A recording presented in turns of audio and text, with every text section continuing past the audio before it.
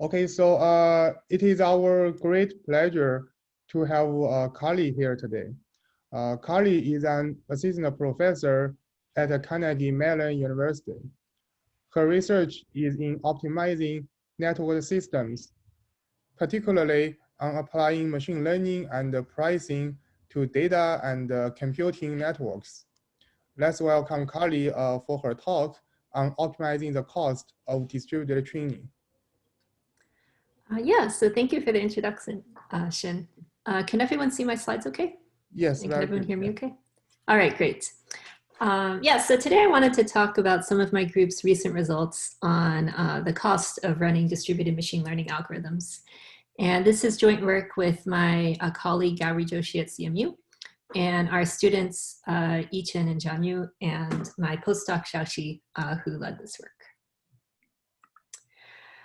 So I wanted to start the talk by just kind of defining machine learning, because machine learning can mean a lot of different things depending on the context. So generally, what people mean when they talk about machine learning is you have a bunch of data, it gets passed through some sort of machine learning method, and you extract some kind of intelligence about the data.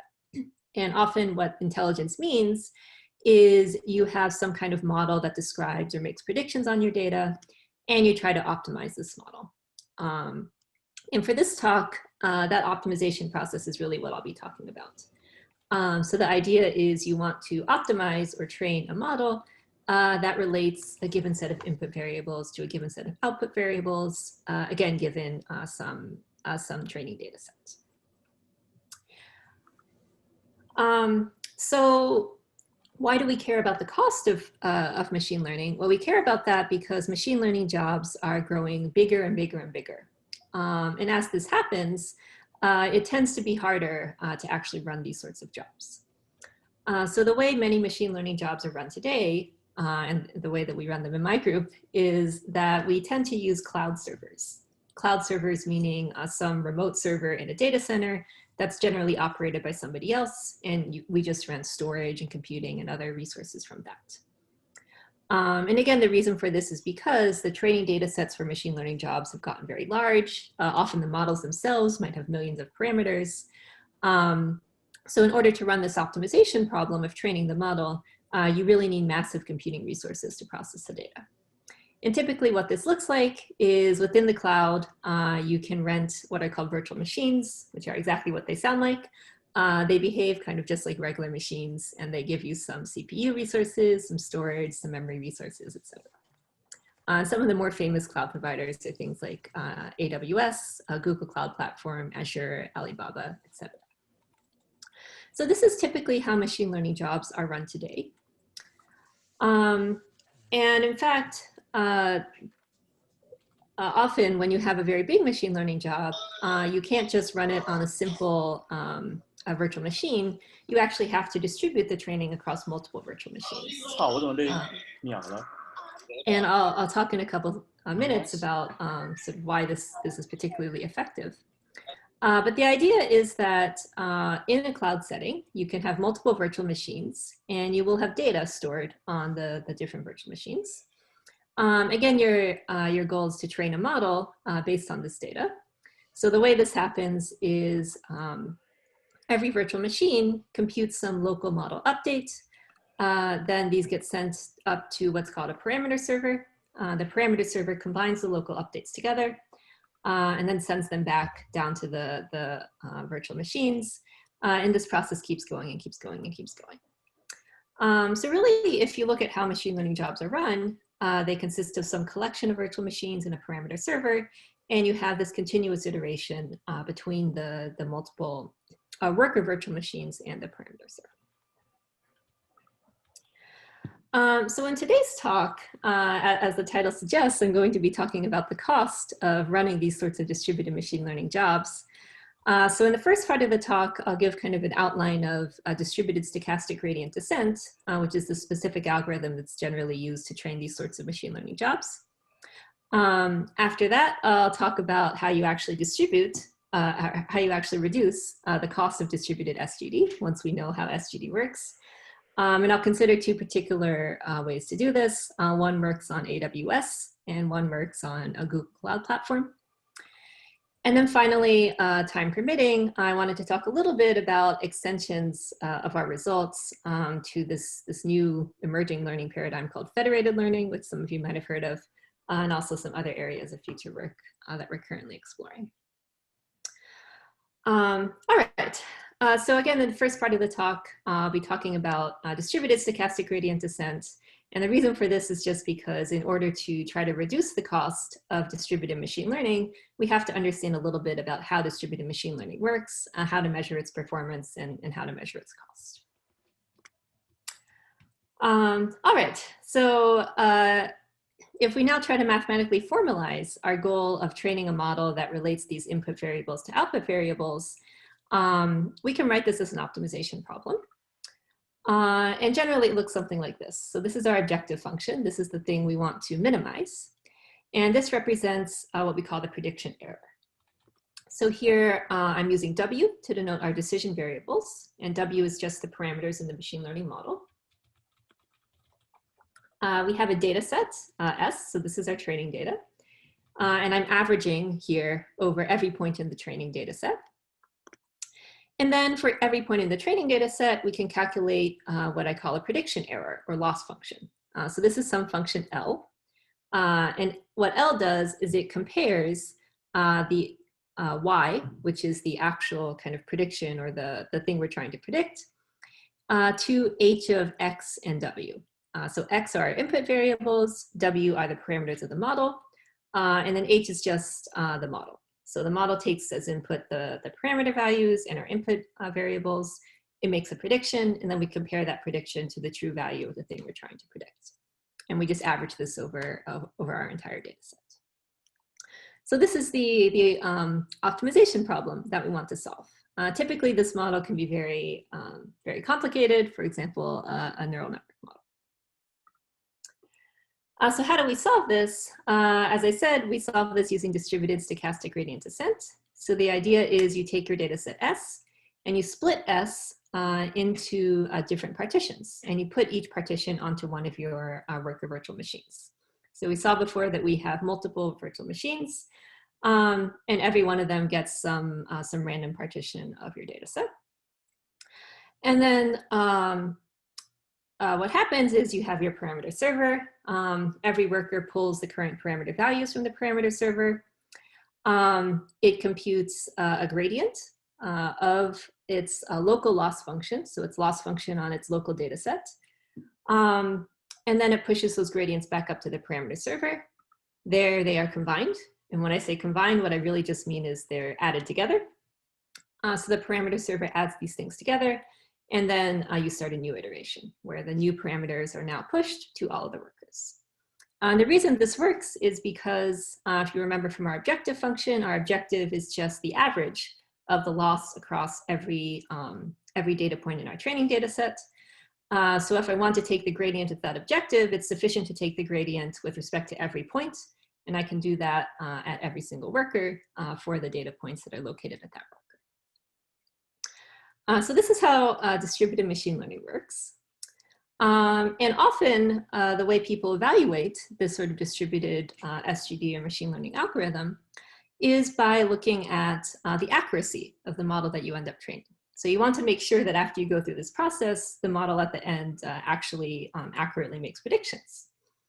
And there's various ways you can optimize this. Typically what you need to do is you need to ensure that you include sufficient amount of training data in order to ensure an accurate model. Another metric that people often worry about is the completion time. So you don't want your machine learning job to run forever. At some point, you do actually have to stop it, look at the model, and actually use the model to make predictions and to make decisions. And one of the ways you shorten completion time is by distributing this machine learning job across these multiple workers.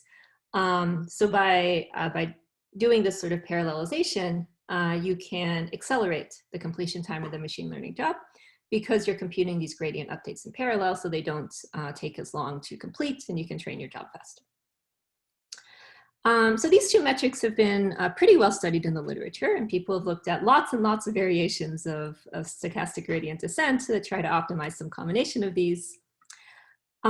In this talk, though, in this work, what we focused on was really a third metric, which I think is kind of just as important, but often receives less attention.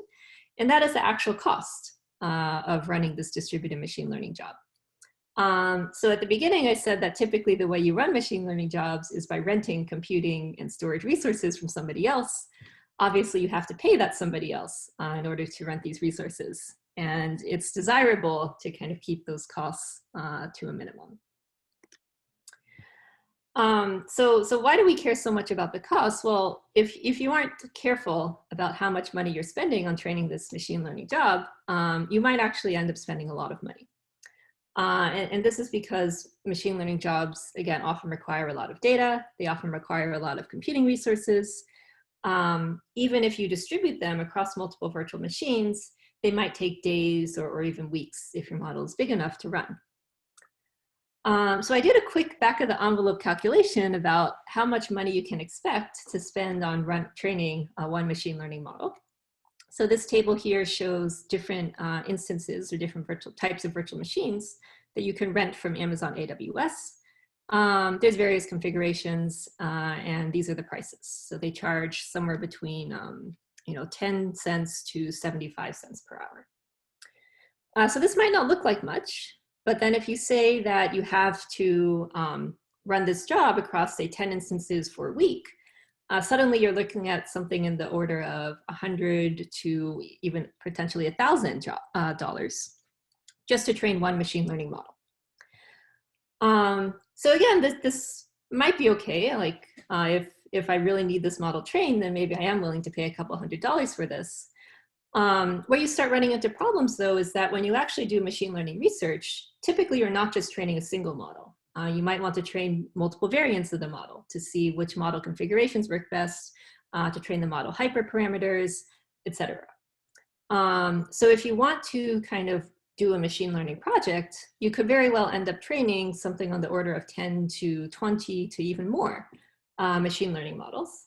And now if you're paying hundreds of dollars to train each model, these expenses start adding up pretty fast. So it can be quite expensive to train these machine learning jobs if you're not careful about the cost. And this is kind of the motivation of why we started looking into this problem of how do we actually reduce these costs for researchers, for others, for data scientists who need to run a lot of machine learning jobs. So how do we reduce these costs? And we want to reduce these costs, but we don't want to compromise on the accuracy of the model or the speed of training the model, the completion time of training the model, because you do still want an accurate model in the end, and of course you don't want the training to take forever. And what we quickly realized is that the answer is really in exploiting trade-offs between the cost of running this job and the availability of resources in the cloud.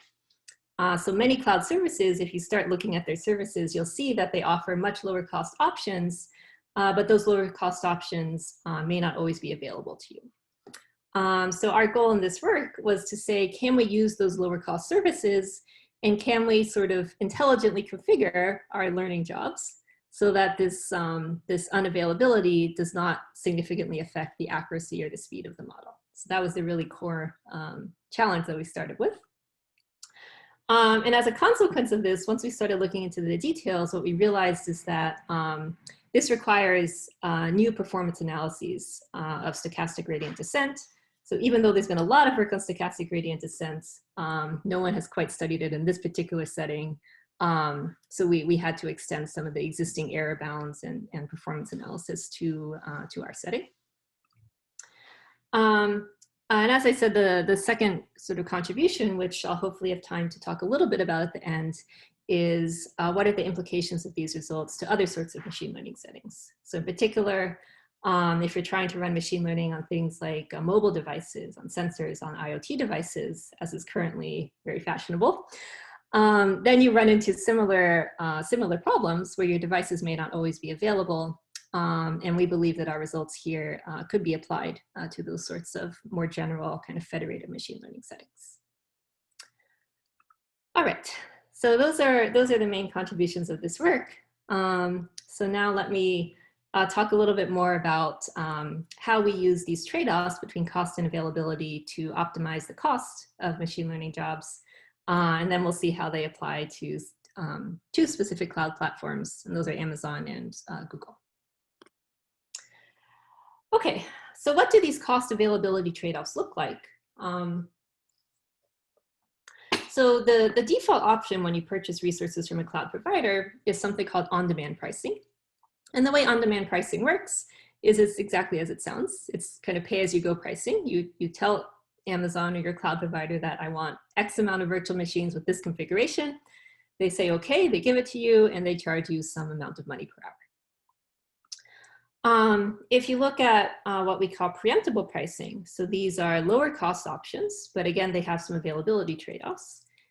And in particular, what these availability trade-offs look like is you could have unpredictable interruptions in your instances. So it's possible that whatever you request, whatever type of virtual machine you request, may not be available at any given time. And you don't necessarily know in advance what those times will be. And the reason for this is that the idea behind preemptible instances is this is cloud providers kind of selling off their spare capacity. So if there's not enough on-demand demand for their resources, then they'll sell you whatever resources are left over at a deep discount. But then once the demand for their regular services goes back up, you might be out of luck and you might not be able to access these resources anymore. And again, this table is something I pulled from AWS. So this is comparing the on-demand price to what's called the spot price or the preemptible price. And you can see there's a pretty hefty discount. It's something like an 80% discount. So if I was able to run my machine learning jobs on these preemptible instances, and if I was able to do that without compromising accuracy and speed, I could save something like 80% on my costs, which is quite substantial. It could add up to thousands of dollars per project. All right, so that's sort of our goal, to use these preemptible instances to run these machine learning jobs. And now in order to do that, let's take a slightly closer look at how exactly these preemptible instances work. So the first cloud provider to offer preemptible type instances was Amazon, and they call these instances spot instances. And Amazon spot instances are a little bit special because they're sort of tied to a dynamic price. So the idea behind this is that Amazon publishes a time series of spot prices for each virtual machine type. And you don't get to see the spot prices in advance, but at any given time, you can look up the history and you can look up the current prevailing spot price. And this spot price is the current price that Amazon charges you to access this service. Now, when you try to submit a job to this service, what happens is you have to submit what's called a bid in conjunction with that job. So in this example, the bid here is $1.73. And what this bid signifies is it signifies the amount of money that you're willing to pay to access this type of virtual machine. And you set this bid once you submit your request to Amazon, and Amazon doesn't let you change it later in the training. So whatever bid you set at the beginning is the bid that you're stuck with for the duration, or for the lifetime of your job. And what happens is that as long as your bid is above the spot price, Amazon may let you use these virtual machines because you're willing to pay for more than it's actually charging you. So you always pay the spot price.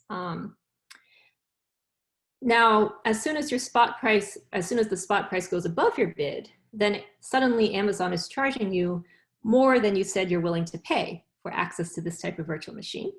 So your instance is interrupted. So once the spot price goes above your bid, you can no longer access spot resources, and you've been interrupted. And this goes on until the spot price again falls below your bid. So now the price you need to pay, the spot price, is less than what you said you'd be willing to pay. So now Amazon presumes you'd be willing to pay the spot price again, and you might regain access to your virtual machine. If you look at other sorts of preemptible services, they do this a bit differently. So in Google, for instance, there's no notion of a bid. Google just kind of terminates your instance whenever it feels like it. So the only thing that you can control on Google's platform and in many other platforms is really just the number of preemptible workers that you're provisioning for your job. And then those workers can be interrupted, sort of from your point of view, just interrupted arbitrarily whenever Google feels like it. So there's actually been quite a lot of work over the past 5 years, including some of my own, on kind of how to generally use these sorts of transient or preemptible cloud instances to run generic computing jobs. And at the same time, there's been a lot of work on kind of algorithmic optimization of distributed learning jobs. What this paper on this work that I'm talking about kind of sits in the middle of these. So we were the first ones to specifically consider how you run distributed machine learning jobs on these transient or preemptible instances.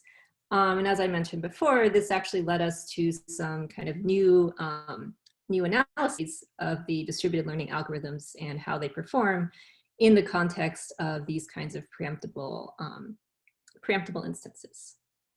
And this paper appeared at Infocom a few months ago.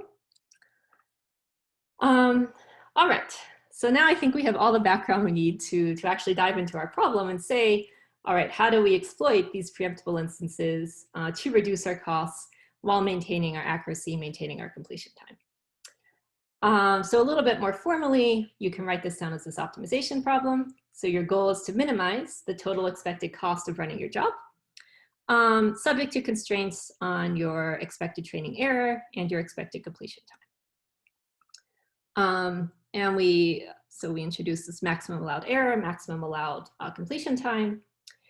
And now we just have to look at what are our optimization variables. So if you think back to how spot instances work and how preemptible instances more generally work, what are the things you can optimize? Well, for spot instances, you can optimize your bid price, certainly.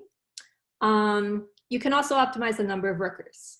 And for preemptible instances, well, you can't optimize your bid price because there's no bid price, but you can optimize the number of workers you provision. And of course, in both cases, you can also control the number of iterations for which you run your machine learning job. So this is our optimization problem. This is what we want to solve. This is what we'll spend the rest of the talk kind of looking at.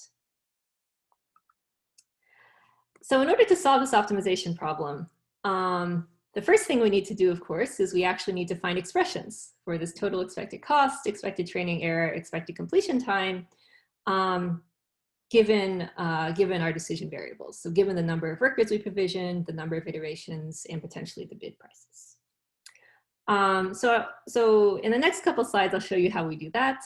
And then we'll see for spot instances and Google preemptible instances, how we solve this optimization problem given these expressions. Okay, so how do we derive these expressions? So the key to this is to realize that when you run distributed machine learning on preemptible instances, really the main difference between doing it on preemptible versus on demand or normal instances is that when you have preemptible instances, some of your workers might be interrupted some of the time. And you don't sort of know in advance which workers are going to be interrupted. So the implications of this for distributed learning are that if you look at the number of workers who are returning gradients to you at any given time, this can vary over time. So the workers that are interrupted will not be returning gradients to you while they're interrupted. The workers that are still running will keep returning gradients to you as long as they're still running. So what this boils down to is that at any given iteration of your machine learning job, you have a variable number of workers that are returning gradients to you. So this graph here just shows kind of how this could vary over time. And here I'm using yj to represent the number of active workers, that is the number of workers returning gradients at iteration j. And as the number of workers varies, this affects your completion time, this affects your error, and of course this affects your cost. So this kind of cartoon here tries to illustrate those effects. So if you have more active workers, that is, you're getting more gradients from more workers, then your error is going to go down because you're getting a lot of gradient updates from a good range, a good portion of your data set. And of course, your cost is going to go up and your completion time is going to go up. it could happen that you might have 0 active workers in a given iteration. So everyone is interrupted and nobody is giving you any updates. So in that case, of course, your area stays flat. Fortunately, your cost also stays flat because nobody's doing any work for you, so you don't have to pay for any resources because everyone's interrupted. And if you have kind of fewer active workers, then again, your error will go down, maybe a little bit less than if you had more active workers, and your cost is going to go up. Again, maybe at a slightly smaller slope than if you have more active workers. So our next goal is to try to formalize this relationship to see, can we actually get a quantitative expression for our expected error, our expected completion time in terms of the variable number of workers. And that's going to allow us to kind of plug these expressions into our optimization problem and then eventually solve it. So let's look at the error first. So the first key result in the paper was a new expression for bounding the error. So this is the expected training error. In terms of the number of active workers in any given iteration. So as I said, people have been analyzing distributed SGD convergence for a long time, but nobody had really looked at what happens when you have different numbers of gradient updates being returned to you in different iterations. So I'm not going to derive this theorem in the interest of time, but I'll just try to decompose this expression for you so you understand what it means. So the first term here is what we call an initialization error. So this is just error due to where you started your gradient descent. And then you have a term that has expresses the error from each iteration of your SGD algorithm. And if you look at the dependence on yj, which is the number of active workers, so this is a random variable because your interruptions are kind of random interruptions. And you find that this error is proportional to the expected value of 1 over yj. So 1 divided by the number of active workers in any iteration. And if you sort of look at this more closely, you can derive some nice corollaries. So for example, if you fix the expected number of active workers, you find that the bound is minimized when the number of active workers is fixed. So it's better to have a constant fixed number of active workers rather than have a large variance in the number of active workers that could be present in any iteration. And you also find, as you would expect, that if workers have a greater likelihood of being inactive, then your error bound is going to increase. And that's because if workers have a greater probability of being inactive, you're probably going to get fewer gradient updates in any iteration. Okay, so that was the error. Now, if we look at the runtime, we can again find an expression for the runtime in terms of the number of active workers. And we can break this down as the runtime of what we call the active iterations. That is the iterations where you get at least 1 update from some worker. And there might be some idle time when there's no active workers at all. If we assume that we get at least 1 update, then the time to compute this update is just the maximum time it took any worker to return an update to us, plus some constant overhead for example, communication costs. And you can actually derive closed form expressions of this if you assume that the worker runtime is deterministic or is a random variable with sufficiently nice distribution. All right, so I'll skip the specific expressions in the interest of time. So now we have our expressions for how the error and how the completion time depends on the number of active workers. So now we can plug that into our optimization problem and start solving it for particular types of preemptible instances. So let's first look at spot instances. So the way we do this on spot instances is we have, again, a parameter server, and then each of our workers runs on 1 spot instance. And the parameter server we assume is on an on-demand instance, so that's never interrupted. And here's our optimization problem again. And in the spot instance case, our decisions could be the bid price. So we're allowed to control the bid price, and we're allowed to control the number of iterations. Okay, so before I just sort of plug our expressions blindly into the optimization problem, I wanted to talk a little bit about the intuitions behind how you solve this optimization problem. So in particular, let's look at what happens when you vary the bid price in spot instances. So how does that affect the number of active workers? Well, suppose you submit a lower bid. If you submit a lower bid, that'll probably help you save money because you'll be paying less for your spot instances. As this chart shows, though, the trade-off is that if you bid lower, then you're also more likely to be interrupted. So you'll probably have fewer active workers at any given time because you told Amazon, I'm not willing to pay as much for my spot instances. So they're more likely now to interrupt you because the spot instance might exceed your lower bid. All right. So you can use this insight to kind of get an intuitive understanding of the trade-offs between what happens as you decrease or increase your bid price. As you increase your bid price, or as you decrease your bid price, your wait time is going to go up, your cost is going to go down. And you can similarly look at the effect of the number of iterations. If you have more iterations, of course, your completion time goes up because you're running the job for a longer number of iterations, but your training error will generally go down because, again, you're running for a longer number of iterations. So this is kind of just a cartoon, but hopefully it gives you some intuition about the various dynamics that are taking place here. One thing that this does suggest, though, is it does suggest that if your spot price happens to be low, you might actually want to have more workers running at that time, because if those workers are contributing updates, they can help you reduce your training error, but they won't cost very much because at that time the spot price is very low. So we can formalize this by looking at, again, at our optimization problem and saying, suppose I have two groups of workers and I'm going to submit one bid for each group of workers. Hi, Carlee. Before Yes. we continue, yeah, we have some questions. We have Sure. one Yeah. question from Ben. Thank you. Yeah, I was going to ask about the, you have the expected cost as one Yes. of the things you're modeling. Yes. I was wondering if you could comment on whether it makes sense to model the variance of the cost, since, for example, if your bid price is substantially higher than the market price, Mm-hmm.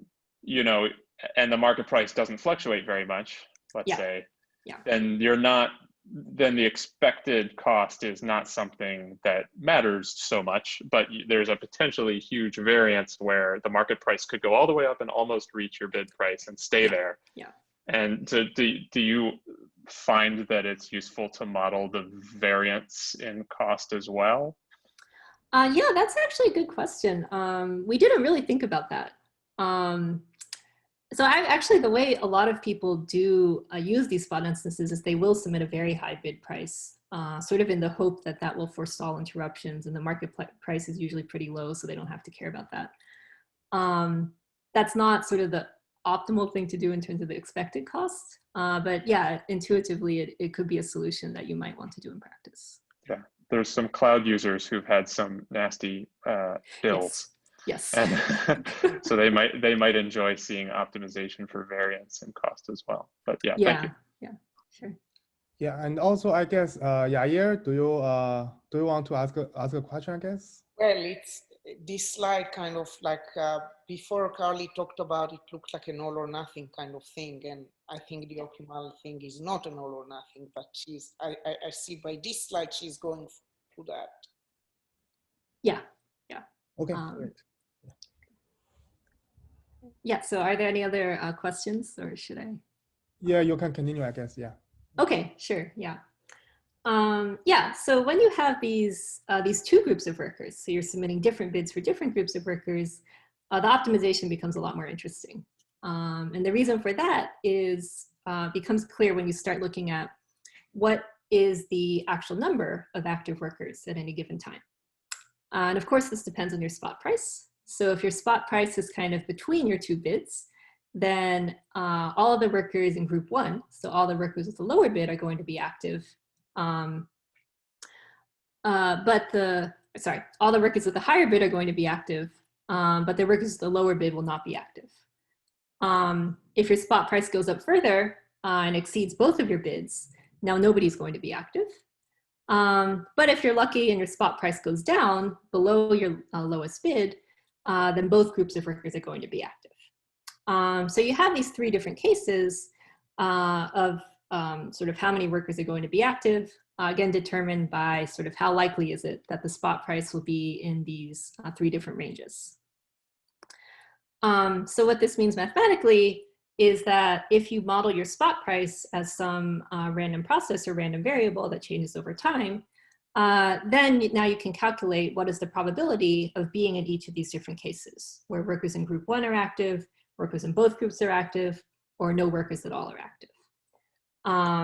So for simplicity, we just model the spot price as kind of an IID variable over time, which has some arbitrary distribution. You can extend this to be time dependent, but it becomes a little more complicated. And as I said, you can view the history of the spot prices over time. So you can actually estimate this distribution from history. Yeah, and another assumption we're going to make for simplicity is when we look at the completion time, we're going to assume that the running time of each worker per iteration is IID. So the workers are kind of homogeneous in terms of how long it takes them to complete an iteration of the machine learning job. Okay, so this allows us to now write down what is our distribution of Y. And again, as I said, Y has these 3 different categories where group 1, both groups, or no groups are active. And we can write the probability of this happening in terms of F, which is our distribution of the spot price, as well as B1 and B2, which are our 2 bits. So now we have a distribution for Y. And remember, we already derived expressions for our training error and our completion time in terms of the distribution of Y. So now we can plug all of this into our optimization problem, and we get an optimization problem where the variables are our 2 bid prices and the number of iterations. So this is, if you try to calculate the expected cost, you get an expression that looks something like this. The expected completion time looks something like this. I'm skipping over all the details of how you derive this in the interest of time. And then you have our error constraint here. I didn't write out the full equation just because it looks pretty complicated. But this is an optimization problem. And now you can sort of try to solve this. So solve for the optimal B1 and B2. It turns out that you can actually find closed form expressions for your bids B1 and B2. And the intuition behind how you do that is you sort of recognize that I don't actually care about B1 and B2. What I really care about is the probability that my spot price is below B1. So that is that there are no workers running at all. And I care about the probability that given some workers are running, how many workers are running? Is it both groups that are active, or is it only one group that is active? So what you really care about are these FP of B1 and FP of B2. So these give the probabilities that each group of workers is active. I think in the interest of time, I'm going to skip over exactly how you solve the optimization problem. But basically what ends up happening is that your constraints end up being tight at the optimal solution. So you can use your 2 constraints on the error and the completion time to get closed form expressions for the probabilities that each group of workers should be active. And then you can kind of back solve from there to get your optimal B1 star and B1 and B2 star. So these are your optimal bits. And these are the kind of expressions for the probabilities that you end up with. All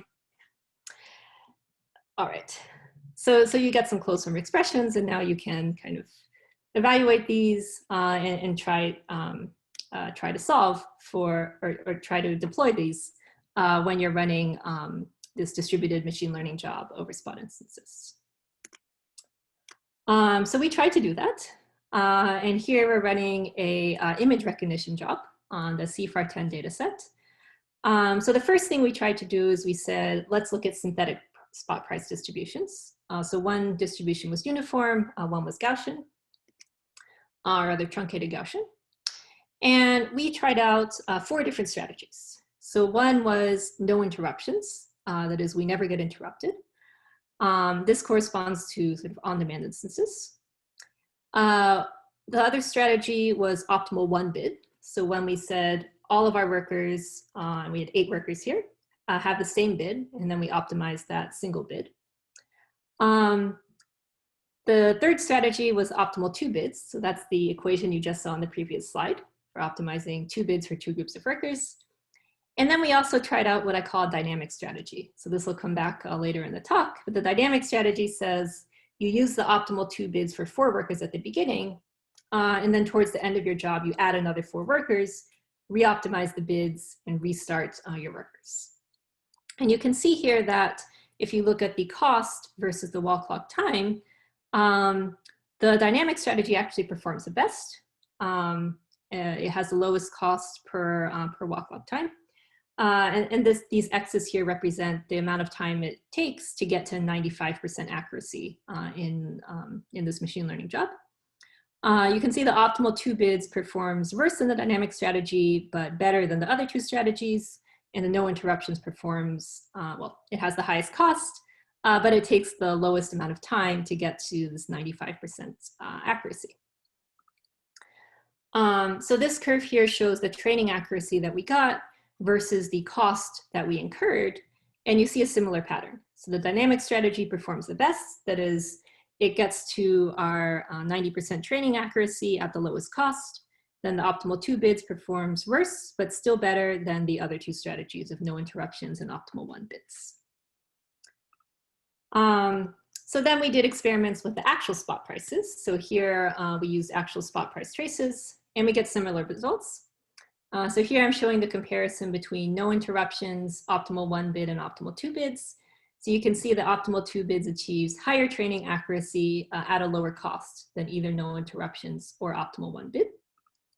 And if you look at the cost versus the number of iterations, you can see kind of even more dramatically that optimal 2 bids incurs a lower cost compared to the other 2 strategies.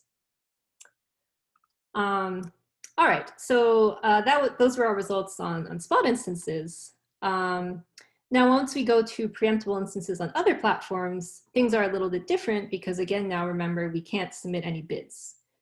So what this effectively means is all we can control is the number of workers that we provision. So we've given up a lot of control over when our instances get preempted.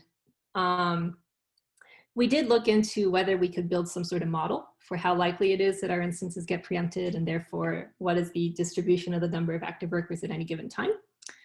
It turns out this is very complicated, and Google didn't release many details about this.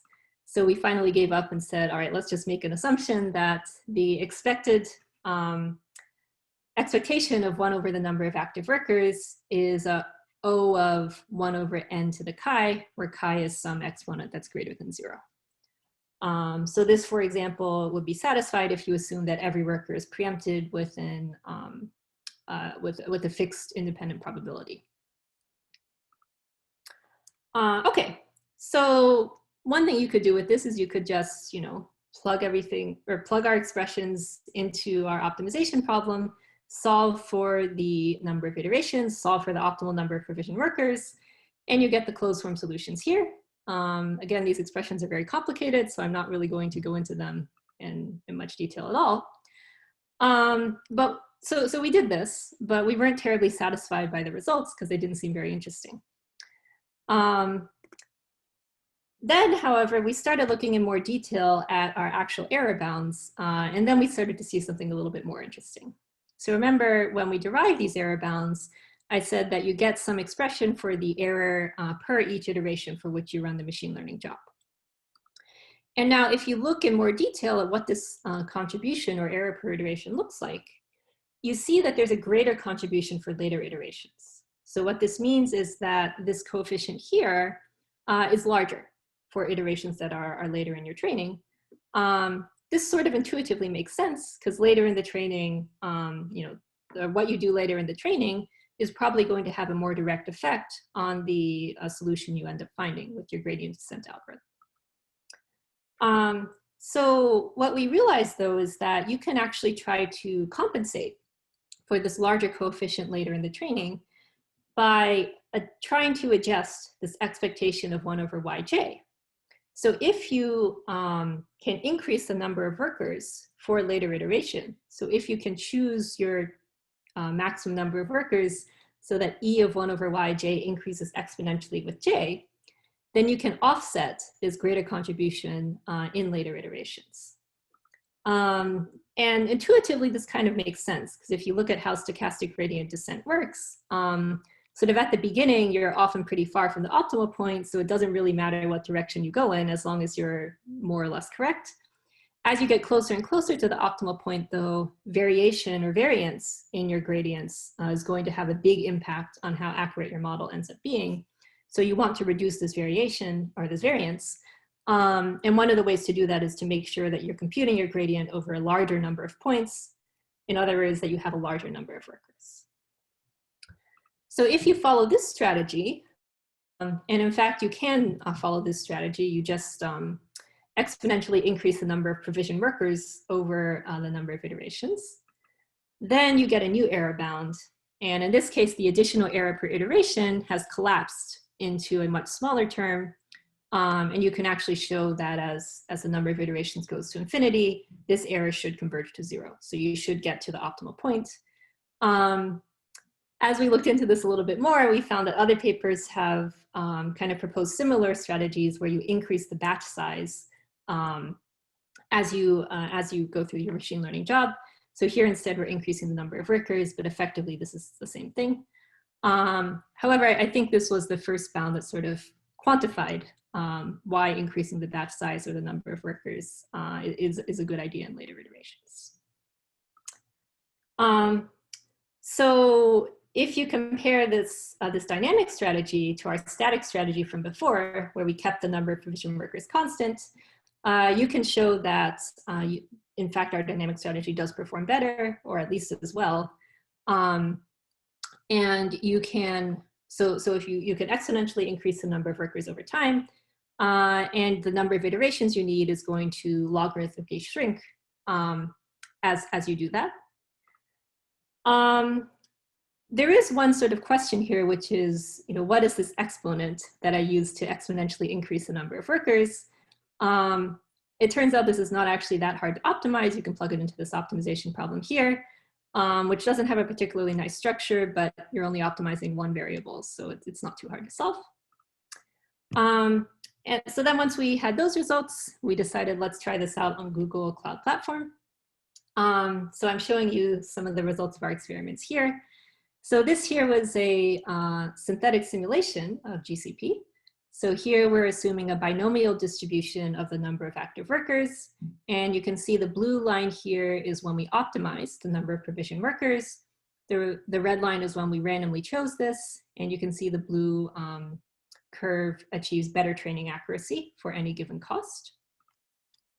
And you can also show that the dynamic strategy outperforms the static strategy. So if we look at the training accuracy versus cost, the dashed red line shows that we get a much, much higher training accuracy for a much lower cost compared to the dynamic strategy, or compared to the static strategy. These are results from actually running on Google preemptible instances. Again, we see the dynamic strategy, so here that's in blue, outperforms the static strategy.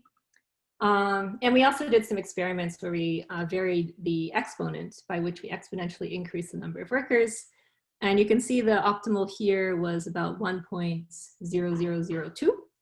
And if you increase your exponent too much, then your accuracy per cost is going to go down a little bit. And in the extreme case where eta is less than 1, this corresponds to exponentially decreasing the number of workers over time.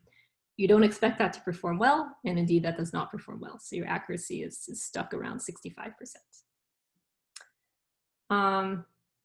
Okay, so those were all the results I had for cloud instances. So I'll pause here if anyone has any questions. If not, I'll talk a little about extensions of this work to, as I mentioned, federated learning settings.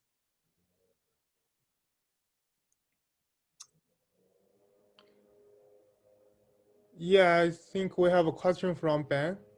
Okay.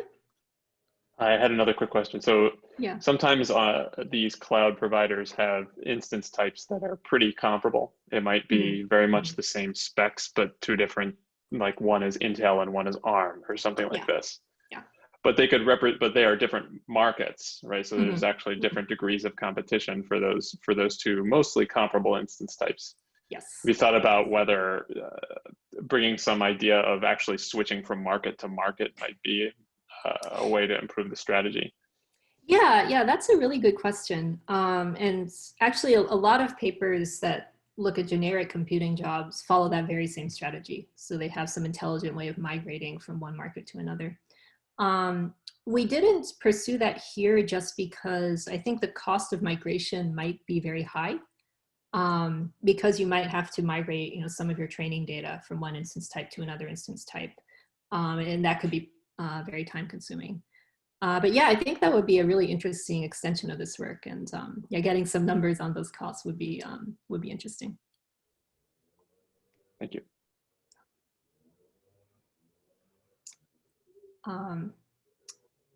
All right.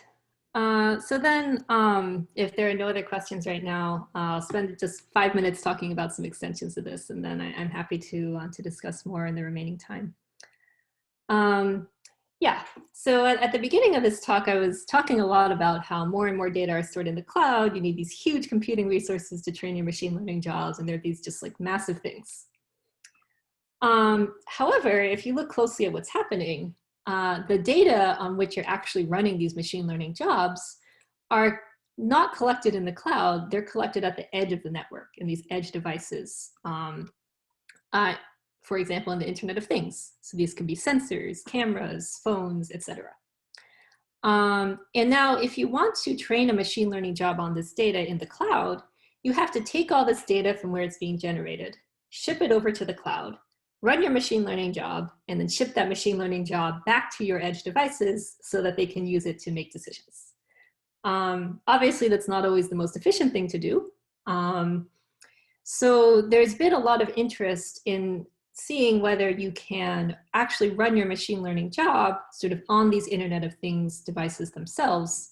Of course, these individual devices are much less powerful than cloud servers, but if you have enough of them, they might be powerful enough to contribute some significant computing resources. So this is the idea behind federated learning. And on this slide, so this is the pseudocode of what's called the federated averaging algorithm, which was proposed by Google about 4 years ago and has massively exploded in the past few years. I'm not going to go through how the algorithm works in too much detail, but the idea basically is, again, you have multiple workers. Here, your workers could be very heterogeneous. They could be laptops, they could be tablets, smartphones, sensors, anything that has computing resources and has access to a data set. And the idea is you compute model updates on these workers, and occasionally you synchronize with the parameters. So very, very similar to this distributed SGD we've been talking about. And there's been a lot of recent work on improving the generic federated learning algorithm. Let me skip this sort of in the interest of time. So when I first kind of saw these papers on federated learning, the first thing that I started thinking about is, well, we have all this work on how you provision workers in cloud scenarios for distributed machine learning. Can we apply any of that to the federated setting? So can we look at things like how many devices do you really need to learn an accurate model with federated learning? Unfortunately, it's not quite as simple as that. And in particular, where you run into problems are that the data collected by each of the devices in a federated learning system is not the same. So you might have a different distribution of data being collected by different devices. You can think of, for example, traffic cameras. Each camera looks at a different section of the road, so it's going to see a different snapshot of the cars that are passing by. And this really, really complicates the idea of can you provision federated learning devices correctly, because now you don't have to just worry about the number of devices, you also have to look at what sort of data is each device going to give me. So this is sort of an example of how bad things can get. So you might have an overall distribution of data, which is this black line, but each of your clients or devices might give you data that looks like this red line or looks like this yellow line, and they might have different numbers of data points. And somehow you need to make sure that when you provision your clients, when you ask people, hey, can you help, help me train my model in federated learning, you have to make sure that you select the right kind of distribution of clients so that your model is accurate in the end. So instead of optimizing the number of devices or the number of workers, you have to look at the characteristics of these individual devices and workers. And in fact, the problem is not even just in the non-IID-ness of the data, it's also in the fact that these devices are really heterogeneous. So recruiting, say, my smartphone is very different from recruiting, the temperature sensor in my room, because they're going to have very different capabilities in terms of how they compute the model updates, what sort of model they can handle, how long it's going to take them to compute these updates, et cetera. So it's really a much richer environment than the cloud scenario, but the question we ask is still relevant. Sort of which devices do you want contributing to your federated learning system in order to train an accurate model at low cost, but with a relatively low completion time. So we have some preliminary work on this. So we started formulating a similar optimization problem where we look at the accuracy of our model and the completion time and also the cost of training this model, because these devices don't always train models for free. As I said, it's a lot more complicated, but it seems to be relatively tractable, and we're working on some results in this area. The other future work that I wanted to mention is we're also looking at how do we actually apply these sorts of learning algorithms and provisioning algorithms in practice. So in particular, we have a collaboration with Tsinghua in China. And here we're looking at learning pollution models from pollution data collected by taxis. And I also have a collaboration with Duke University. And here we're looking at how do you apply distributed machine learning in augmented reality applications.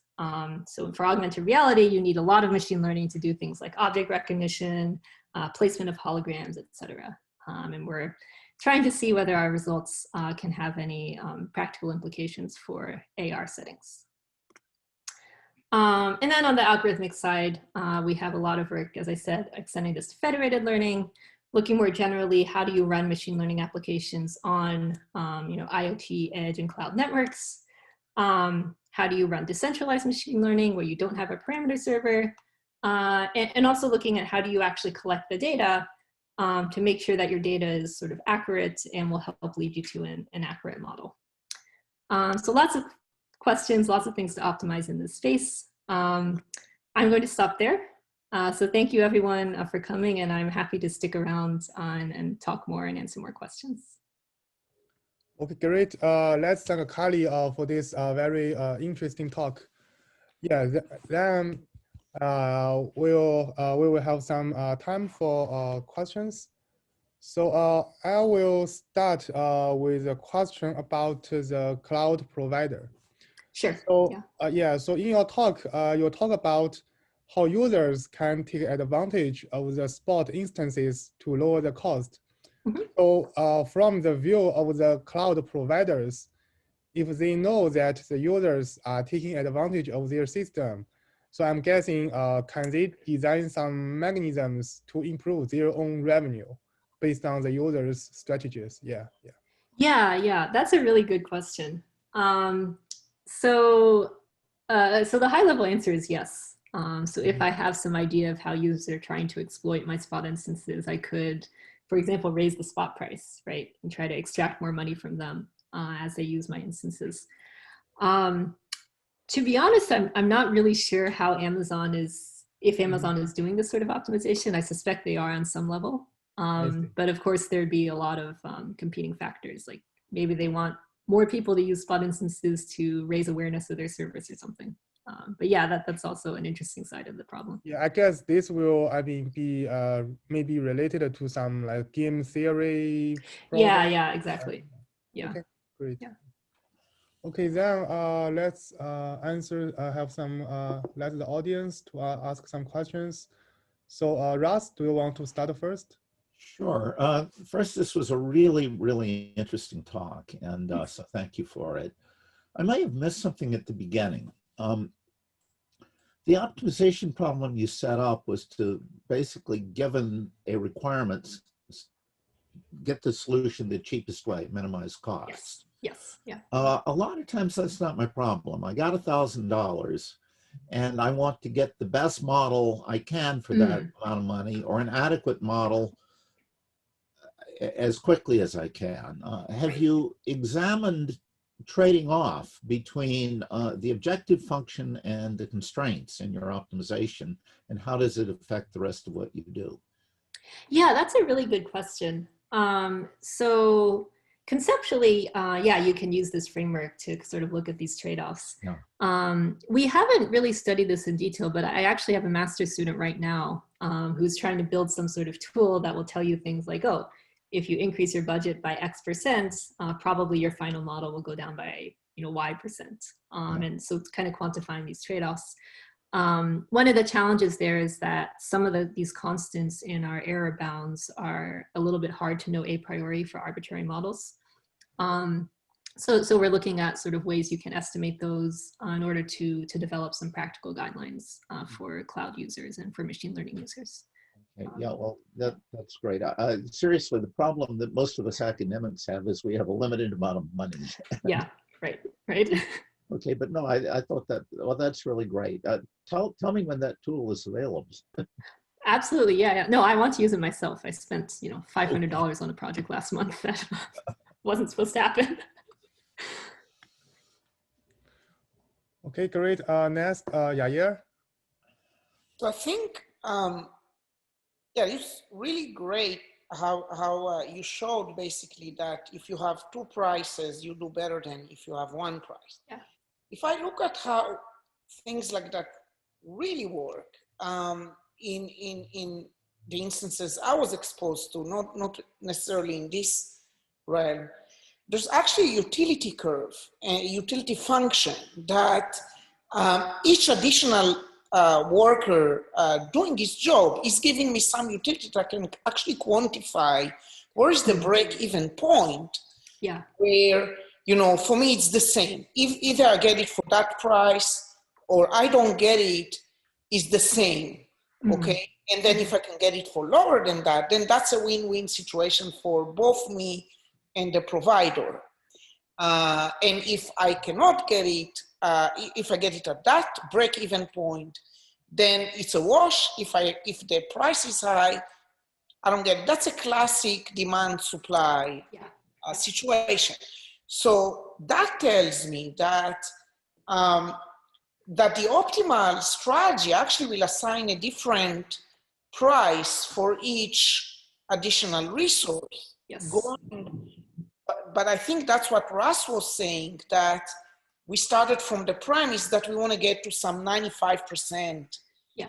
But in the machine learning problems that, we happen to tackle on a daily basis, there isn't such a thing. Yeah. You have a certain target of how good your controller would work, and maybe you can train, and sometimes, it takes a while to train to get to the target.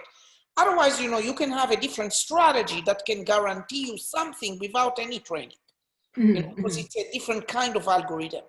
Yeah. So I need to train to do as best, there's no such thing that says, oh, your accuracy was 95%.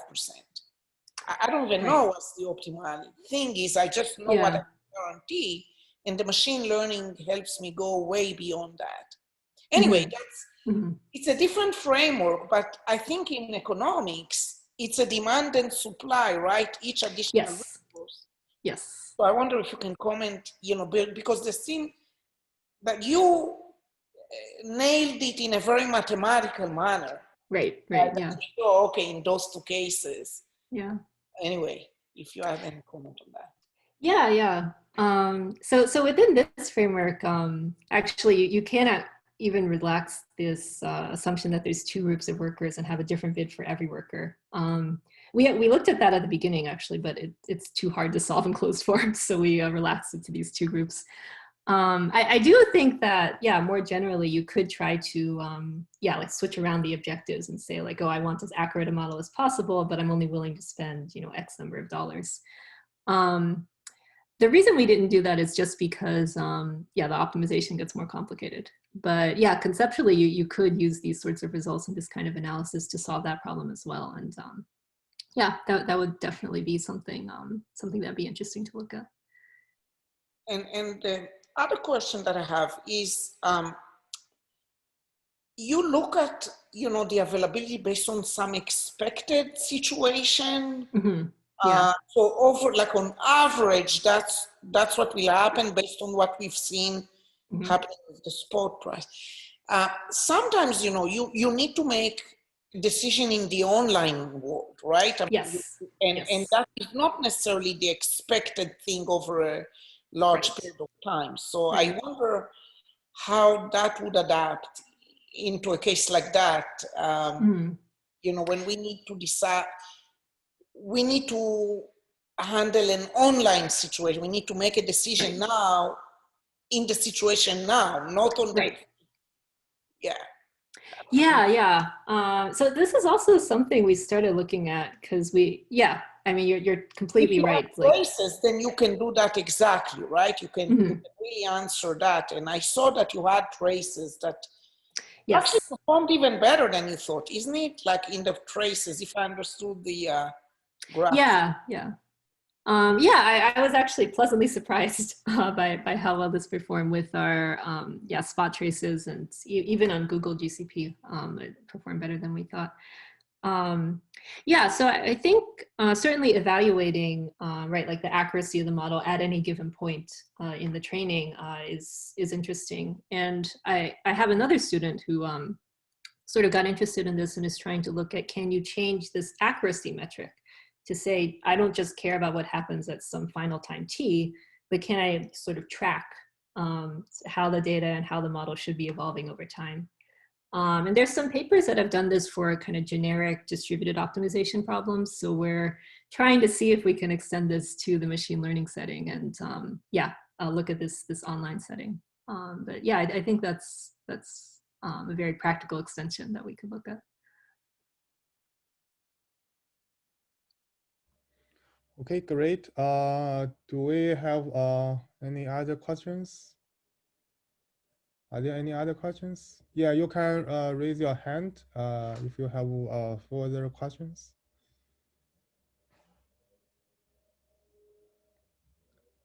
Okay, I think with all that, I think let's thank our Carlee again. And hope we can invite you to the campus next time. Hope so, yeah. Thank you so much for having me. Okay, great. Yeah, thank you. Thanks. Thank you. Great talk. Thanks.